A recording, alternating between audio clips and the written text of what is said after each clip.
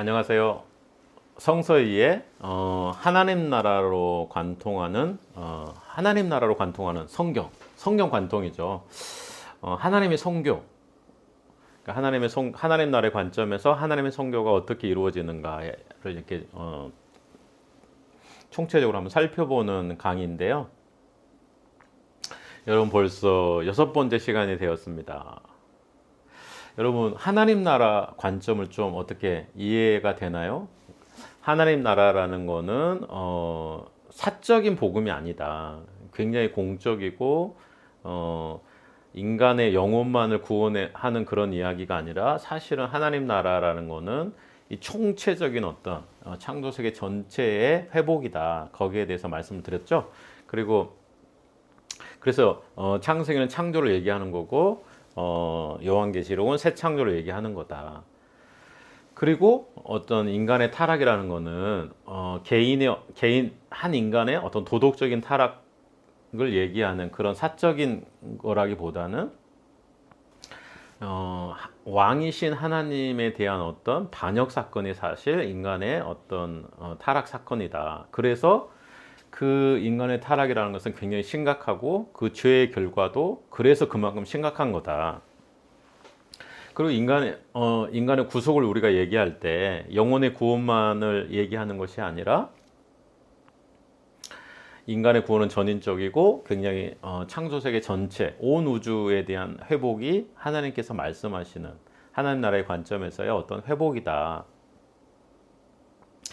그리고 이제 예수 그리스도가 하나님 나라에서 굉장히 중요하고 중심축에 선 이유는 그 하나님 나라를 회복하러 오시는 왕으로서의 예수님 때문인 것이죠. 그래서 성경에 보면은 예수님의 어떤 그 십자가에 달릴 때 제목이 뭐냐면은 유대인의 왕이에요.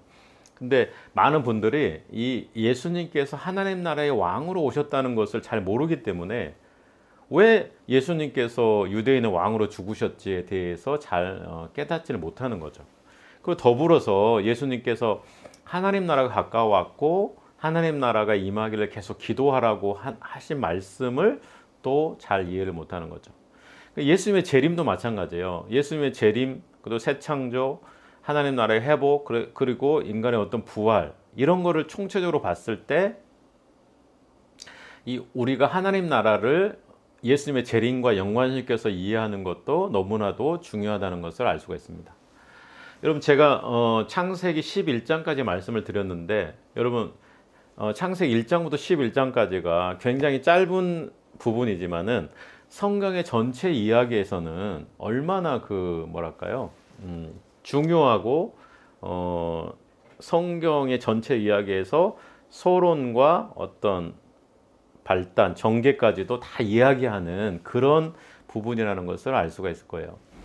여러분 창세기 이제 12장에서 하나님께서 하나님 나라를 회복하는 어떤 전환점으로서 아브라함을 이제 부르는 이야기가 나오는데요. 그래서 여러분 창세기 12장을 읽으실 때는 단순히 한 명의 아브라함을 부르는 사건으로 여러분들이 그 장을 읽어서는 안 되고 하나님께서 하나님 나라를 회복시키는 구체적인 행동으로서 아브라함을 불렀구나. 그래서 이 사건이 이 장이 12장이 정말 중요하구나라는 거를 좀 고민할 수가 있는 거죠. 여러분 그런 의미에서 제가 조금 더 이 창세기 12장과 아브라함의 사건은 제가 다시 한번 말씀을 드리고요.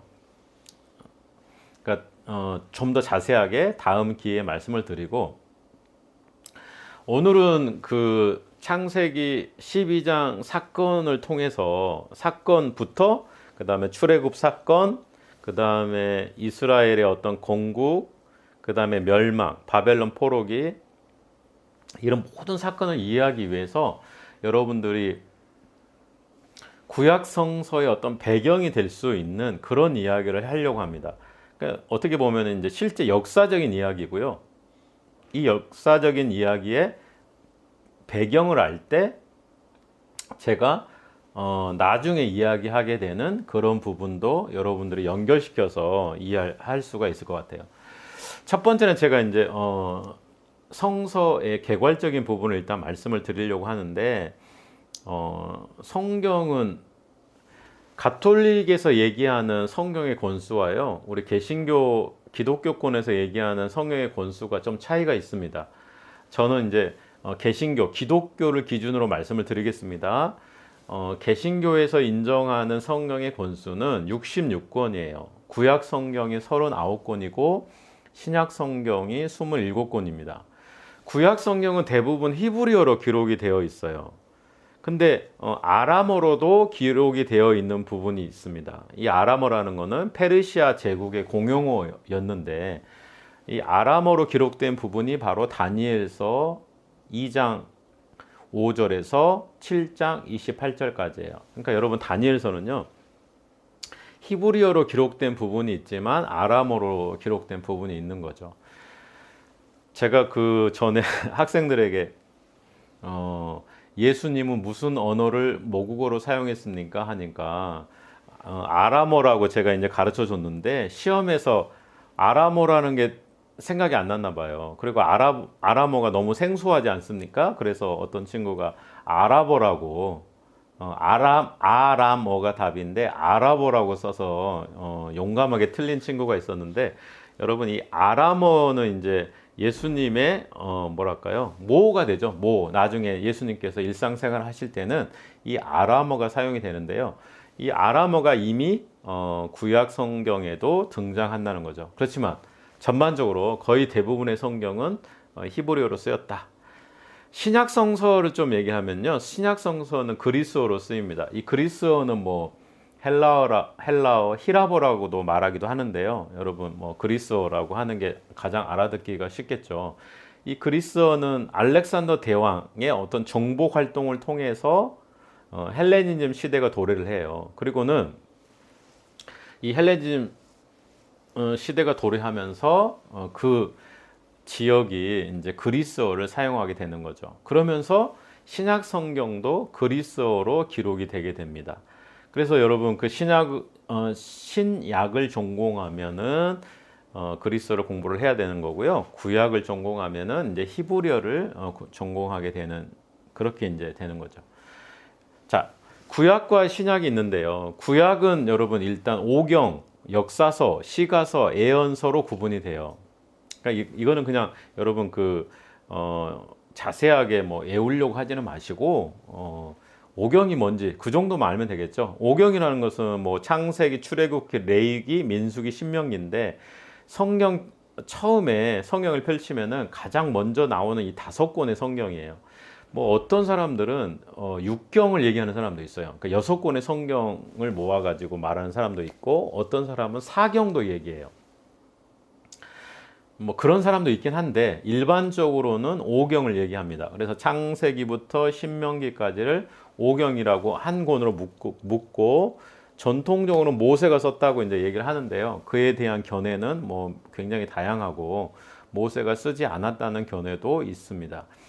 이 5경 다음 이제 역사서가 등장을 하는데요. 역사서는 여호수아부터 시작을 해요. 그래서 여호수아, 사사기, 룻기, 사무엘 상하, 열왕기 상하, 역대기 상하, 에스라, 느헤미야, 에스더까지. 왜 이 이 책을 역사서라고 하냐면요, 역사적 사건을 중심으로 서술하고 있기 때문에 그렇습니다. 역사적 사건을 중심으로 서술해서 이것을 우리가 역사서라고 한다.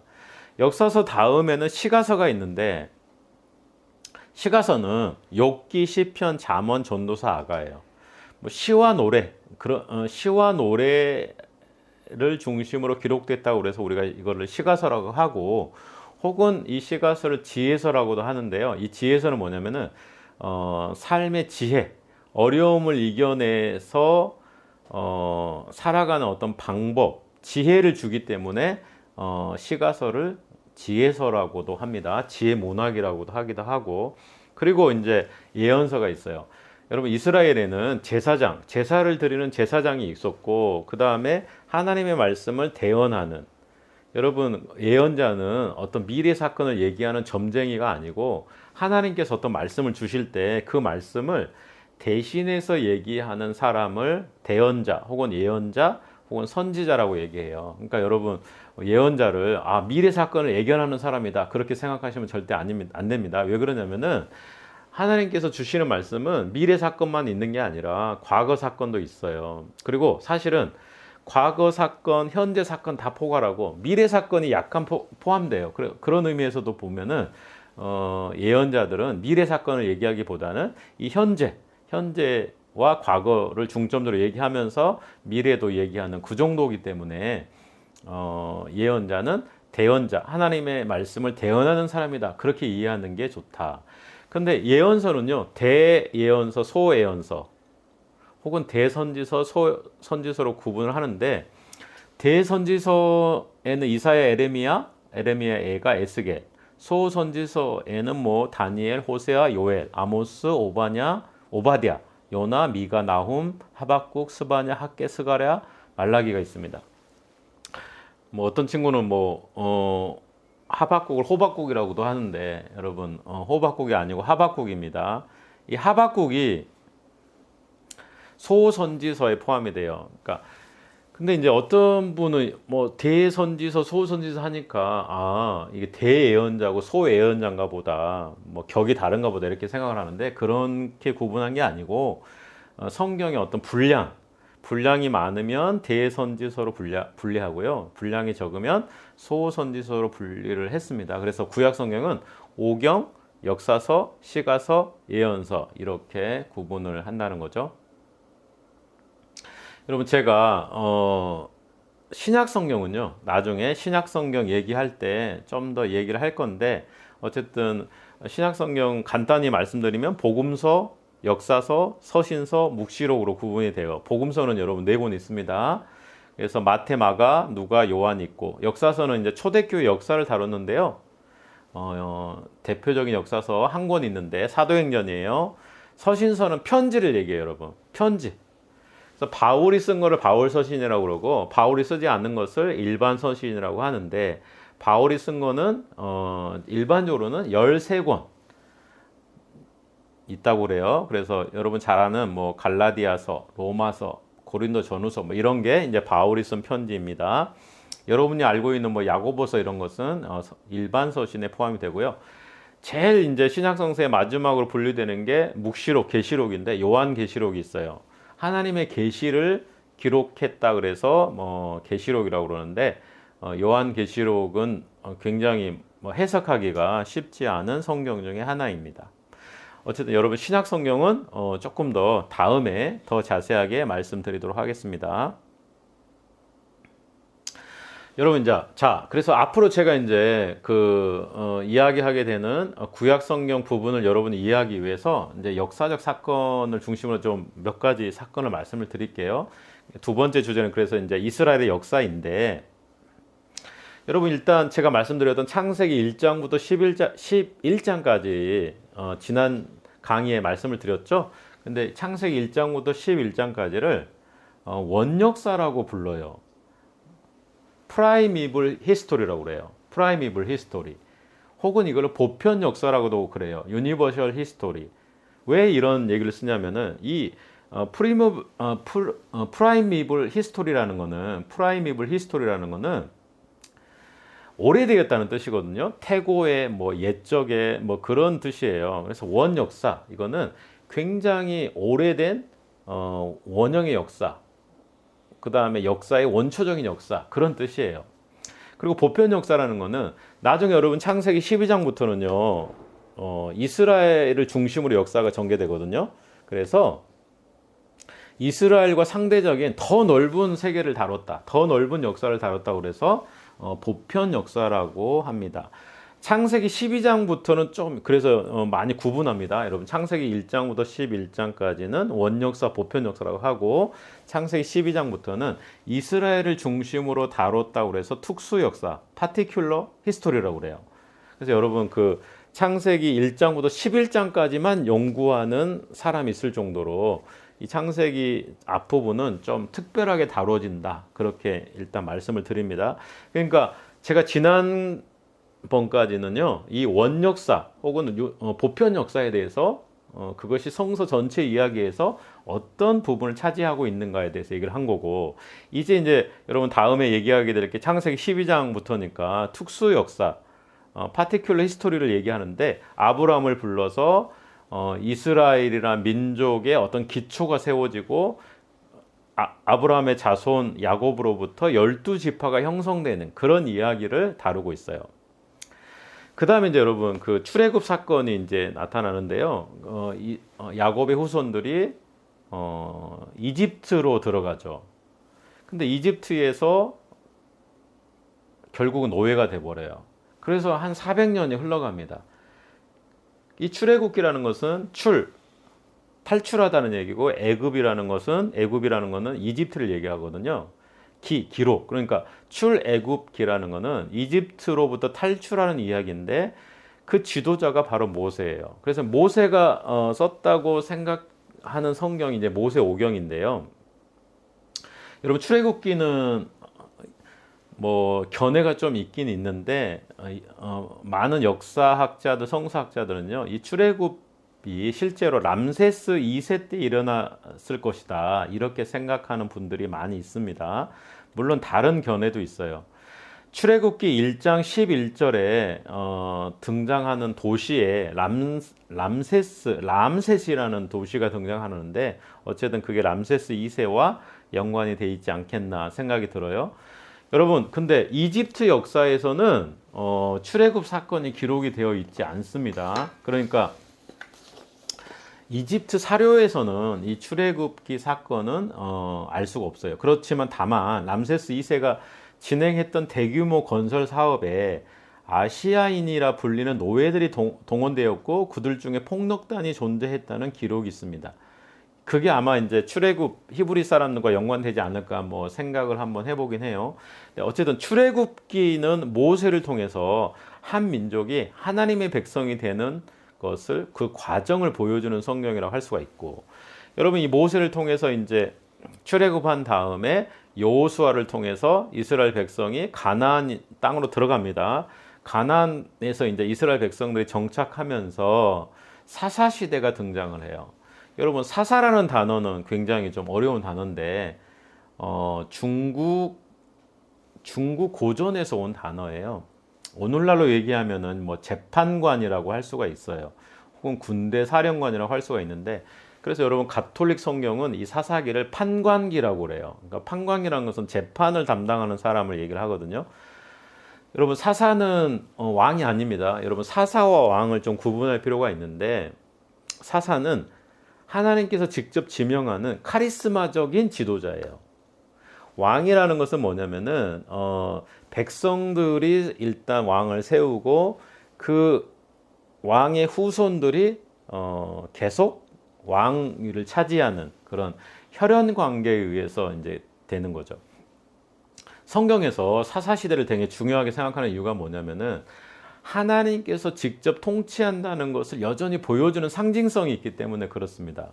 여러분 왕의 통치는요, 인간이 왕을 결국은 세우거든요. 물론 뭐 거기에 이제 하나님의 섭리가 있지만은, 어쨌든 인간이 왕을 세우고 그 왕의 후손들이 또 왕이 돼요. 그래서 이거는 신정 정치와는 구별되는 거예요. 왕정 정치라는 것은. 그래서 사사 시대는 하나님의 어떤 카리스마적인 리더가 이 사사가 되는 거죠. 근데 이 사사 시대의 가장 큰 문제가 뭐냐면요, 안정적인 후계 구도를 가질 수가 없어요. 그러니까 이 카리스마적인 리더가 죽으면은 그 다음 후계자가 누가 될 거냐, 그런 문제가 생기는 거죠. 이런 불안정한 시기에 외적이 쳐들어왔을 때 이스라엘 백성들 한 대로 묶을 수 있는 지도자가 없는 거예요. 그래서 이스라엘 백성들이 결국 왕을 요구하게 돼요. 그래서 왕을 요구하게 되니까 이제 여러분 왕정이 시작이 되는데, 이스라엘에서 첫 왕은 이 사울이 됩니다. 여러분 BC 1050년경에 사울이 왕이 되었고 40년 동안 통치를 합니다. 그리고 사울이 죽은 다음에요, 피가 좀 바뀌어요. 그래서 다윗, 그 다음에 솔로몬, 이렇게 되는 거죠. 여러분 다윗은 왜 중요하냐면은 통일 왕국을 건설해요. 그래서 통일 왕국을 건설하고 예루살렘을 수도로 합니다. 이 예루살렘이 이제 이 다윗 때문에 유명해지는 거예요. 그 다음에 그의 아들인 솔로몬은 예루살렘 성전을 세우죠. 그래서 다윗과 이 솔로몬 시대가 이스라엘 사람들에게는 최고의 전성기가 되고요. 돌아가고 싶은 시대가 어디냐? 그러면은 다윗 솔로몬 시대가 되겠죠.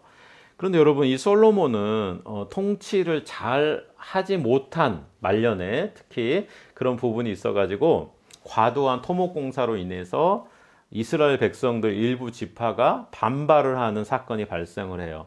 그래서 나라가 솔로몬 죽은 다음에는 북왕국과 남왕국으로 이렇게 나라가 쪼개져 버려요. 오늘날 이렇게 남북한이 쪼개지듯이 남쪽은 남유다, 그래서 솔로몬의 후손들이 다스리게 되고, 그 다음에 북왕국은 다윗과 솔로몬과는 혈통이 닿지 않는 여로보암이 다스리게 됩니다. 그러면서 이제 솔로몬 이후에는 북왕국과 남왕국이 분리되었다는 사건을 여러분 잘 아셔야 되고, 그런데 이제 이 나라가 이제 발전을 하게 되면서요, 결국 멸망을 하게 되는데, BC 722년, 기원전 722년에 아시리아라는 대제국에 의해서 북왕국이 멸망을 하고, 그 다음에 BC 586년에 바벨로니아 제국에 의해서 남왕국이 멸망을 하게 돼요. 여러분, 성경을 이해하는데 이런 역사적인 배경을 좀 알 필요가 있습니다. 여러분, 그리고 이제 성경에서 이 이스라엘 왕국 다음으로 중요한 주제가 뭐냐면 바벨로니아 포로기예요. 그러니까 이스라엘 백성들이 바벨로니아로 이렇게 포로로 끌려가는 사건인데, 여러분, 북왕국하고 남왕국이 있다고 그랬는데 성경은요, 다윗, 솔로몬, 그리고 남왕국 중심으로 소술이 돼요. 그래서 원래 12지파가 있었지 않습니까? 근데 북왕국에 속해 있었던 10지파는 아시리아에 의해서 멸망하고, 이 북왕국 사람들도 아시리아로 포로로 끌려가면서 그 민족 전체가 소멸돼 버립니다. 소멸됐다는 거는 뭐 죽었다 이런 뜻이라기보다는 그러니까 혼합되고 융합되면서 민족 자체가 없어져 버렸다는 거죠. 이렇게 예를 들면 어떨까요? 여러분, 우리나라도 사람들도 임진왜란 때 일본에 끌려가고, 그 다음에 병자호란 때 청나라에 끌려갔는데, 조선 사람들 다 지금 임진왜란 때 끌려간 사람은 일본 사람이 돼버렸고, 병자호란 때 끌려간 사람은 중국 사람이 돼버렸잖아요. 그런 거랑 똑같아요. 그러니까 12지파가 있는데 10지파는 아시리아에 의해서 포로로 끌려가면서 민족 자체가 소멸돼 버린 거예요. 그래서 잃어버린 10지파라고 합니다. 여러분, 그 중에 단지파가 있어요. 어떤 분이 그러더라고요. 제가 이제 어떤 교회에 있는데 어떤 분이 단지파를 아십니까? 단지파가 뭡니까? 그랬더니 그게 바로 당군의 후손이고, 우리는 단지파의 후손이 바로 한국 사람입니다. 그래서 네, 그렇습니까? 근데 여러분, 그런 거에 절대 속으면 안 됩니다. 민족이 생성하고 소멸하는 것은 너무나 당연하고, 단지파도 그런 과정을 통해서 소멸한 거예요. 여러분, 북왕국 포로들이 끌려가면서 소멸되었다, 그렇게 이해하시면 됩니다. 그런데 제가 이렇게 장황하게 말씀드린 이유는 성경의 어떤 중심점이 남왕국이라는 점을 여러분들이 강조하고 싶어서 그래요. 여러분들에게. 그러니까는 아시리아에 끌려간 사람들에 대해서 성경은 별로 관심이 없어요. 그런데 바벨로니아에 끌려간 사람들에 대해서는 성경이 매우 큰 관심을 갖고 있습니다. 그래서 성경의 흐름이라는 것은 다윗, 솔로몬, 남왕국, 그리고 바벨로니아 포로. 왜냐하면 남왕국 사람들이 끌려갔기 때문에 그렇게 연결이 됩니다. 남왕국이 바벨로니아에 멸망하면서요, 많은 사람들이 바벨로니아 포로로 끌려가요. 그리고 거기서 이 사람들이 이제 회개하고 각성하면서 왜 우리가 망하게 되었는가? 그거는 바벨론이 강해서가 아니라 우리가 하나님께 범죄함으로써 하나님의 심판을 받은 거다. 심판의 결과가 우리가 바벨론의 포로가 되었던 이유다. 이렇게 이제 이해를 하게 된 거죠. 그런데요, 기적적인 일이 일어납니다. 바벨로니아는 페르시아에 의해서 망하게 되는데, 페르시아의 고레스라는 왕이 그 뭐랄까요? 바벨론 포로로 왔던 사람들을 석방시켜 주는 거예요. 여러분, 다시 한번 간단하게 설명하면 이거예요. 바벨로니아의 포로로 끌려갔죠. 근데 바벨로니아는 페르시아의 망이에요. 근데 이 페르시아의 고레스라는 황제가 왕이 이스라엘 백성들을 이렇게 이제 고향에 돌아가도 좋다 이렇게 이제 풀어주는 거죠. 그게 이제 기원전 538년입니다. 그러면서 이스라엘 백성들이 1차, 2차, 3차, 4차 이렇게 돌아오게 되는 거예요. 물론 바벨론, 페르시아에 계속 남아 있었던 사람도 있습니다. 그건 너무 당연하죠. 여러분 뭐 징용이라든가 징병에 끌려갔거나 아니면 노동자로 일본이나 중국에 갔던 사람들이 뭐 제일교포라든가 조선족으로 남아 있는 이유가 그거잖아요. 마찬가지로 이스라엘 백성들도 바벨론 포로에서 돌아오지 않는 사람도 있지만은 네 차례에 거쳐서 돌아오게 되는 거죠. 이 돌아온 사람들에 의해서 이스라엘 역사가 다시 쓰여지게 되고 거기서 하나님 신앙은 계속 유지가 되는 거예요. 그러니까 이 돌아온 사람들이 하나님 신앙을 유지를 했고 그것을 계속 이어갔기 때문에 성경이 그 사람들을 중심으로 쓰여졌기 때문에 다윗, 솔로몬, 남유다, 바벨론 포로기가 그래서 중요하게 된 겁니다. 왜냐하면 바벨론 포로기로 돌아왔던 사람들의 흐름이 이 흐름 안에 있었던 거죠. 이스라엘 백성들이 이제 예루살렘에 돌아왔는데요. 가장 먼저 한 일이 뭐냐면은 성전을 다시 짓는 거였어요. 왜 그러냐면 바벨로니아의 침략 때 예루살렘 성전이 완전 파괴됐거든요. 근데 이 예루살렘 성전의 파괴는 단순한 성전의 파괴가 아니라 이스라엘 백성들의 어떤 정체성의 파괴, 민족성의 어떤 소멸과 비견되는 일이었기 때문에 이스라엘 백성들은 예루살렘에 돌아오자마자 초라하지만 힘을 다해서 예루살렘 성전을 재건해요. 그게 이제 이스라엘 역사에서 두 번째 성전이 되는 겁니다. 그게 이제 BC 516년에 일어난 일이에요.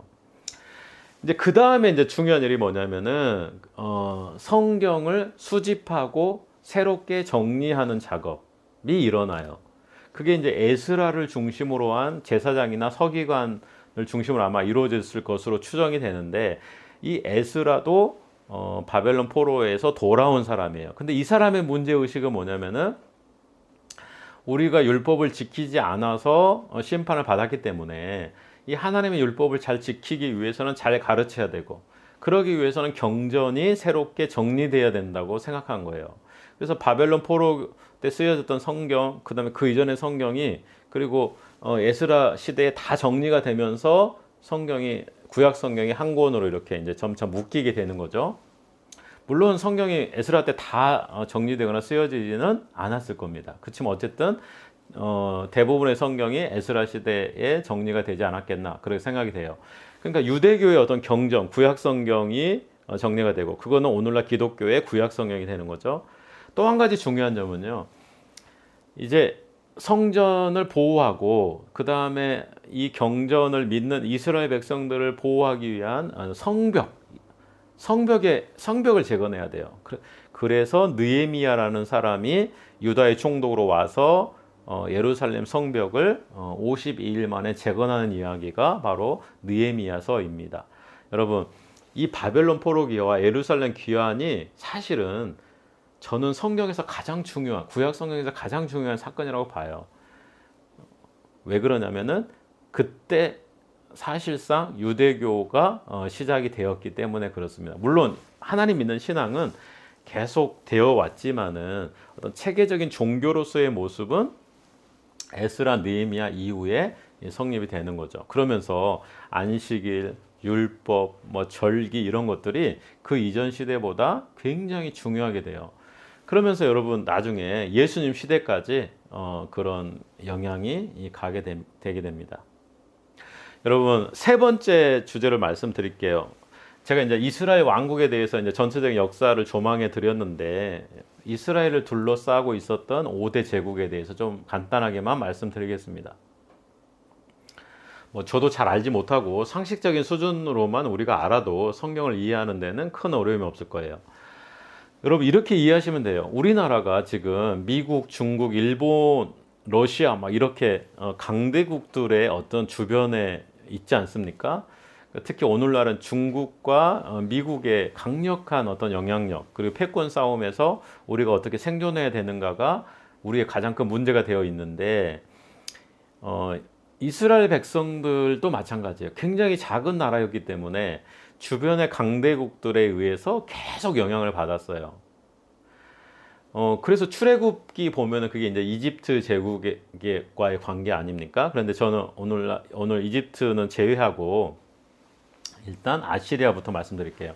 여러분 아시리아는 한 가지만 기억을 하면 되겠죠. 뭐 중요 포인트는 뭐 몇 가지 안 되는데 아시리아 제국은 북왕국을 멸망시킨 나라다.